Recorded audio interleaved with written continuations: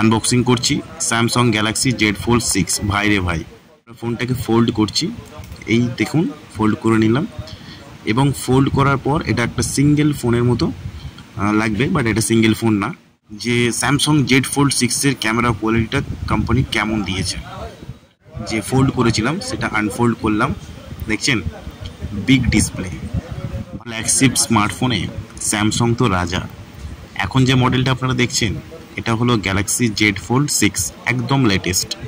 তো আমরা যে আনবক্সিং ভিডিও আছে সেটা স্টার্ট করে দিয়েছি।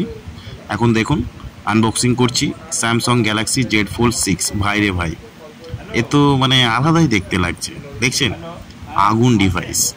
এটা সিলভার কালার, এছাড়া আরও দুটো কালার আছে, দুটো মেবি না, আরও 2-3টে কালার আছে, ব্ল্যাক কালার এবং তার সাথে পিঙ্ক কালার মেবি হয়তো আছে, কিন্তু আমরা যেটা পেয়েছি এখন সেটা হচ্ছে সিলভার কালার। আর এই হচ্ছে সেই বিগ জাম্বো ডিসপ্লে, যেটা স্টিকারটা তুলে নিলাম স্ক্রিনের ওপর, যে নর্মালি কোম্পানি থেকে স্টিকার দেয়। তো ফোনটাকে আমরা বুট করছি, বুট করতে করতে আপনাদের কিছু কনফিগারেশনের ব্যাপারে বলে দিই।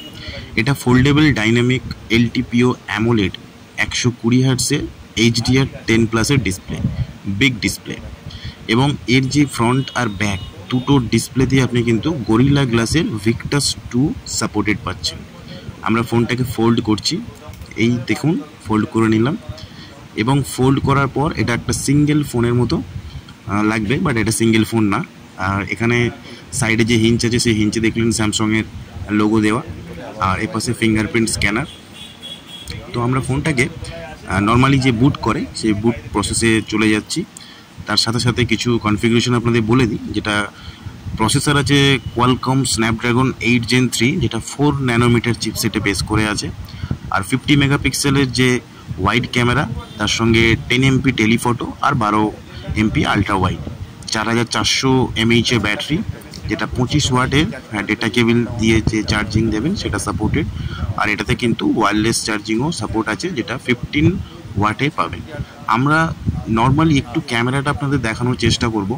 এই দেখুন দুর্ধর্ষ ক্যামেরা কোয়ালিটি, একটু জুম করতেই আপনারা বুঝতে পারবেন যে স্যামসাং জেড ফোল্ড 6-এর ক্যামেরা কোয়ালিটিটা কোম্পানি কেমন দিয়েছে।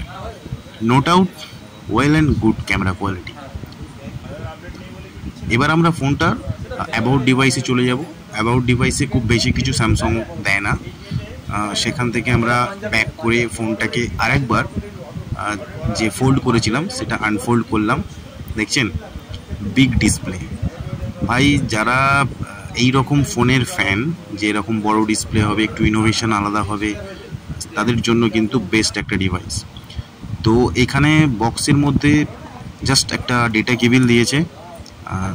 স্যামসাংয়ের কিন্তু কোনো চার্জার এখন অনেক মানে ফ্ল্যাগশিপ ফোনে তো দেয়ই না, নর্মালি কিছু লো বাজেটের ফোনেতে হয়তো পাওয়া যায়, তবে তাও খুব কম। আনবক্সিং ভিডিওটা কেমন লাগলো অবশ্যই কমেন্ট করে জানাবেন।